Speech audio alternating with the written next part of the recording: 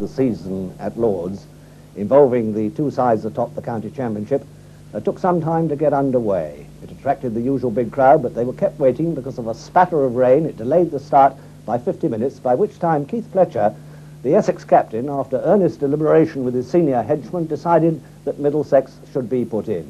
But before we see the action, a quick look at the two teams. The good news for Essex was that John Lever was fit to play. Norbert Phillip was named their 12th man, and Middlesex, of course, without Roland Butcher, in hospital after a serious facial injury.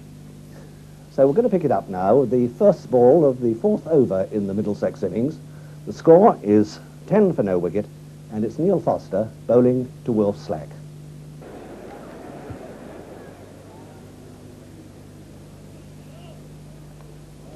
Oh, what a good catch from Gooch. He pulled off one in the semi-final down at Canterbury that was perhaps as good as that, but Foster's taken his first wicket. Wilf Slack has gone with 10 runs on the board. Slack out for one, and Barlow is 8 not out. What a fine catch from Graham Gooch. Useful delivery this from Foster, going up the hill. Little edge and a brilliant catch by Graham Gooch. Not only missed for his batting. Beautifully caught, low down to his right.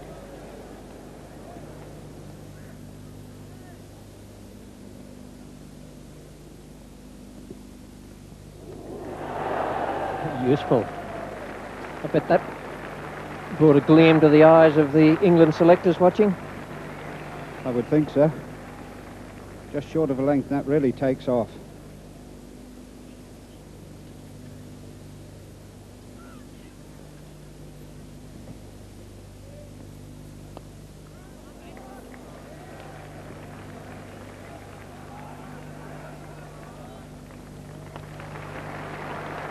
Third man, Radley's off the mark.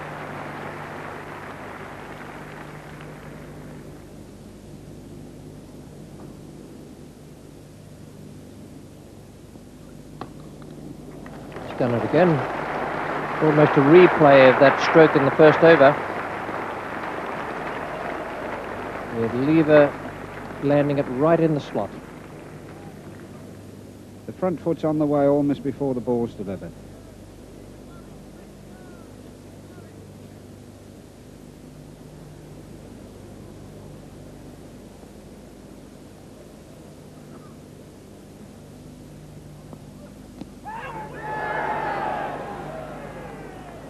Up a single for the leg bye.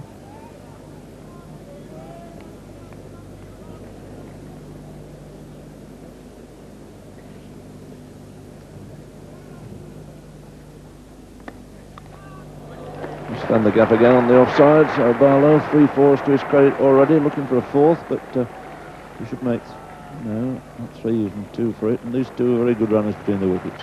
Radley over the years has been a marvellous runner between the wickets. Senior member of this Middlesex side.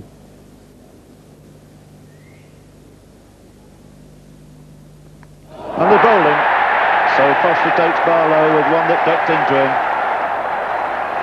And Middlesex 25 for 2 with Barlow gone, bowled by Foster for 14, and a well-deserved second wicket there for Neil Foster. You see this ball here, it swings into Graham Barlow quite late, and Troy just flicked the pad on the way through to the middle stump. Neil Foster's natural delivery.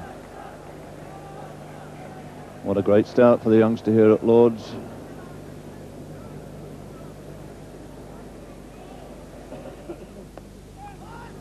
It's tickled away down to long leg where Lever comes in. Trusty left arm. A lovely throw. So Foster 2 for 10, 31 for 2 now.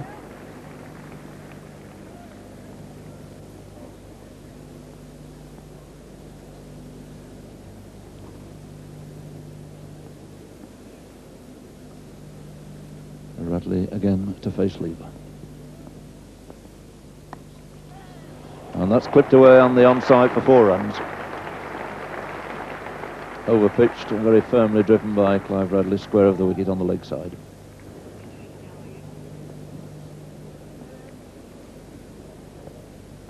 That's edged away. Well bowled there by Turner. Brought 2 or 3 back. Got in looking for it the third time. And the ball just nicely held its course. A little outside edge there. Difficult from behind to see whether it carried, but it looked as though it did.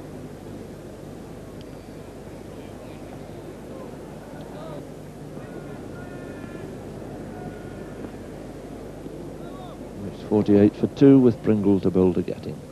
That's short, hooked away, 4 runs. So 3 short deliveries from Derek Pringle have already been punished by Middlesex, and it brings the 50 up. 52 for 2. Gatting going on to 11.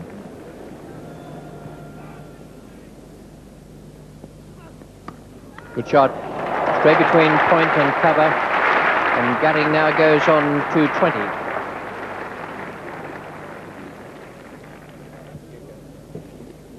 Good shot here from Mike Gatting. Rock back there, and he's very strong on the pull and the cut, and hit that without much problem for 4 runs.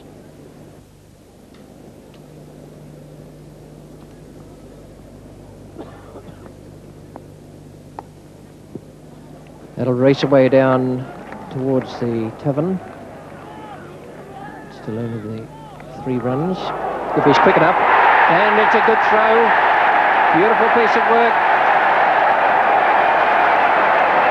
Great piece of cricket there. And Neil Foster has turned and thrown in the one action. And that's to add to the 2 for 12 he has at the moment. What a fine performance he's putting up here at Lord's.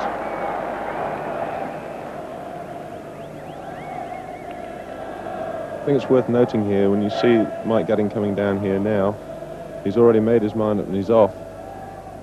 And he's always struggling now.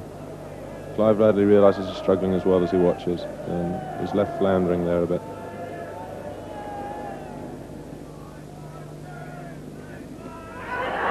That's out. The bowler's not on a hat-trick, but the side is. And almost before we can say who he is, Keith Tomlins has gone. Well, Keith Tomlins has gone back here to a reasonably good length ball, and he's played right round it, and they don't come much plumber than that. Well, it's all doom and disaster for the home side here now. 74 for 4 with Radley on 33. Gatting run out. Tomlins out first ball. And suddenly the whole thing has swung the way of Essex.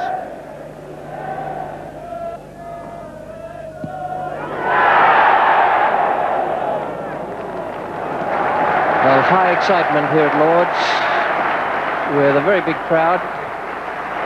This ball from Graham Gooch is the other delivery, the in-swinger, and John Embry has got outside the line, and probably the ball would maybe have just gone down the leg side as well.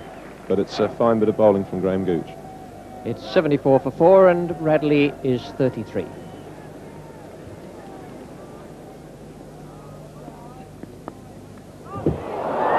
got that away finally, overpitched, clipped away quite beautifully by Radley for 4. So Clive Radley moves on to 40 and the total on to 85 for 4.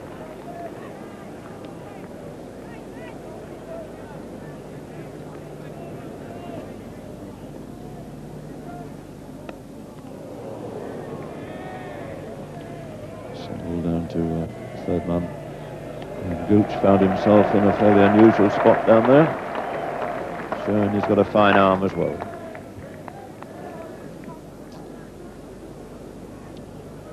Embury on 8 now, Foster the bowler. And that's locked in the air. Is he going to be safe?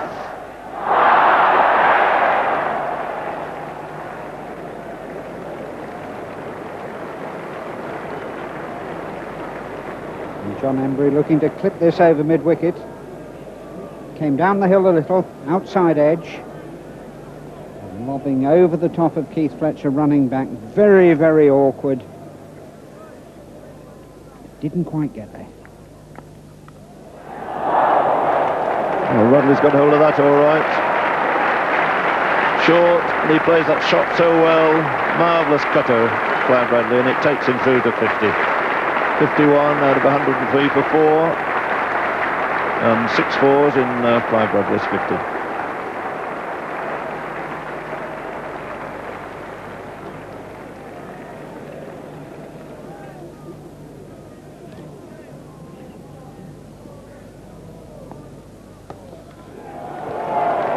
Gave himself room there, picked it up nicely, and quite a half volley, but just crushed it through the offside for 4.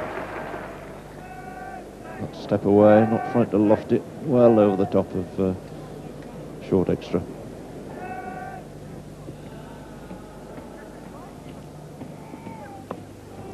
It's high in the air. And very safely pouched by David East. So John Lever strikes.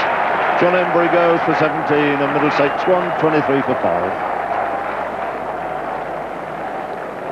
That's the second time he's tried to turn on the onside, caught the outside edge. This time David East is underneath it, moving nicely into position and very safely holding it.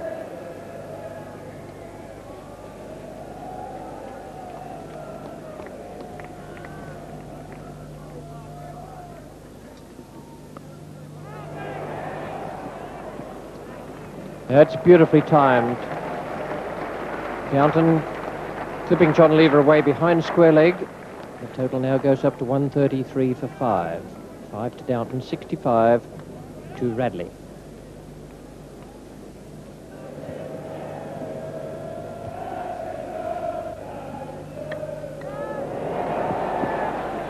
Well caught. Downton's gone. And a little bit of panic in the Middlesex side now. 141 for 6. Essex have had them pinned down all day. Fletcher has taken the catch there off Foster. He's taken 3 wickets. And it's all Essex at the moment.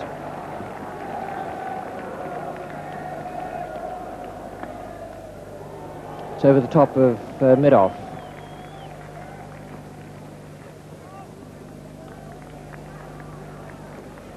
Three to Edmonds. 150 comes up for Middlesex. In 5 more overs, Middlesex added another 46 runs for the loss of Edmonds and Williams, both picked up by Derek Pringle. And looking at that scorecard, it's obvious how much Middlesex owed to the old pro, Clive Radley, now in his 40th year, his serene temperament, his resource, and his improvisation. He was missed 3 times, one no doubt a technical chance. How many would have Middlesex made without him then? And the Essex bowling, Neil Foster, underlining his considerable potential, 3 for 26, and at the bottom there, such proficient figures, as always it seems, from Stuart Turner and Graham Gooch. Well, the Middlesex total didn't look like being enough, and indeed Graham Gooch got the Essex reply away to a blistering start. The second over, 7 for no wicket, Gooch at the receiving end, and Norman Cowans coming in to bowl. Cowans again. Gooch to face. Well, it's beaten Tomlins again. This time it's certainly going for 4. Perfectly timed, flicked away, shortish delivery from Norman Cowans. And Essex already going into double figures. Repeats it through mid-wicket. And Norman Cowans sadly bowling short there to Graham Gooch, giving him all the time in the world to get on the back foot and put him away just where he likes. Cowans again to Gooch. That's gone away for 4 more, and Norman Cowans having a rough passage here. Some sparkling shots coming from the bat of Graham Gooch. He's taken 16 off that first over from Norman Cowans. Hardy now to face Williams. And that's 4 runs too. And again, the pace bowler pitching it on the leg stump. It's been clipped away. Again. Another no ball, and the chase for Daniel.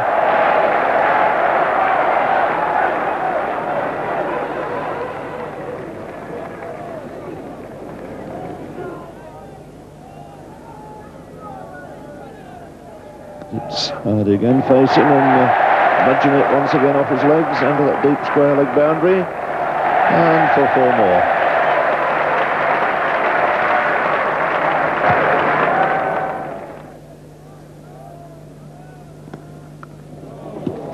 No need to run for that.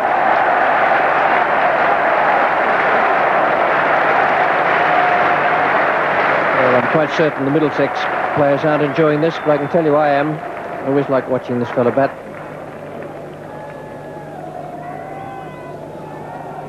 Brilliant stroke making.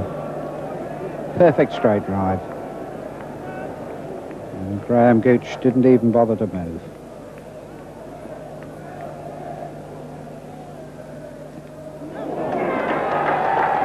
And he's gone. Well caught by Downton. Down in the offside, no slip there, and Downton had to make ground to it. Gooch is gone for 46. The first wicket goes down for 79 in the 12th over.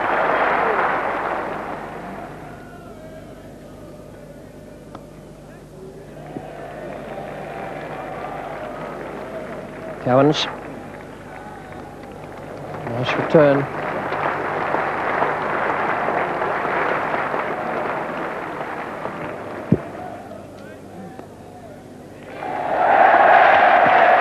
That's the 100 up, and that roar in the background is from the Essex supporters.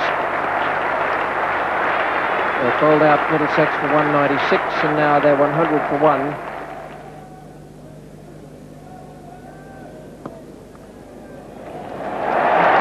He is starting to play now. There are a few jittery, jabby shots at the start from Ken McEwen.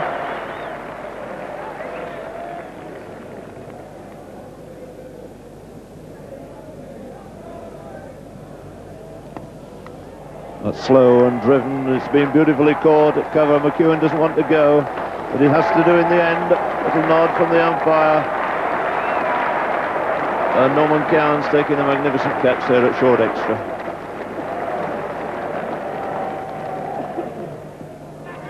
And he's gone, yes. Some value there of the man at Silly Point. Ledge there onto the pad, and Fletcher goes. Edmund strikes again. Essex 135 for 3. Fletcher gone for 3.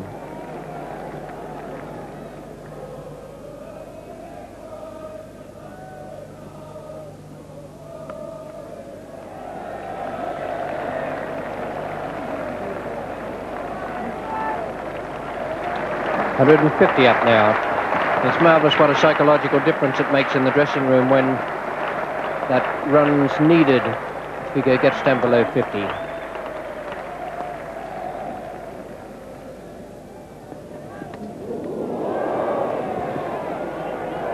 He's very lucky he's wearing a helmet. How lucky, we won't know until we can get a full frontal of him.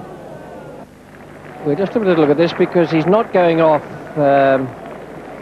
because he's been hit in the head. Just keep your eye on the bail as it is flicked off by the bat, and Keith Ponter's the 4th wicket down for Essex. 151 on the board.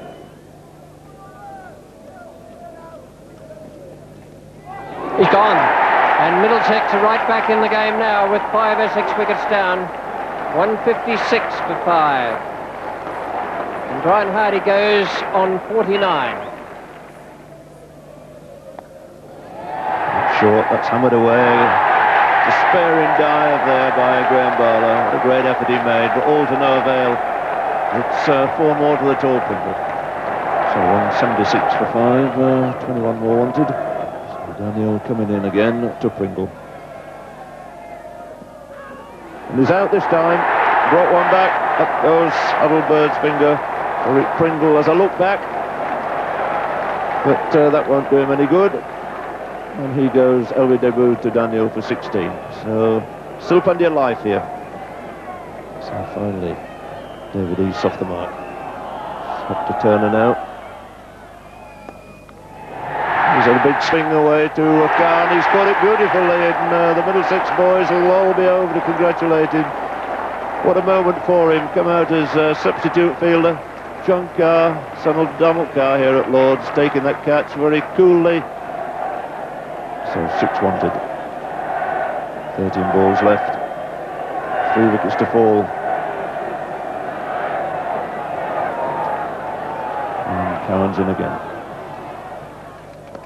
That's a good shot. And he's caught. Oh dear, how unlucky he was. Right off the meat of the bat. A brilliant catch there by Gattin. Knocked it up, caught it at the second time down. And it looked as though that was going to be a match-winning shot. Daniel to East.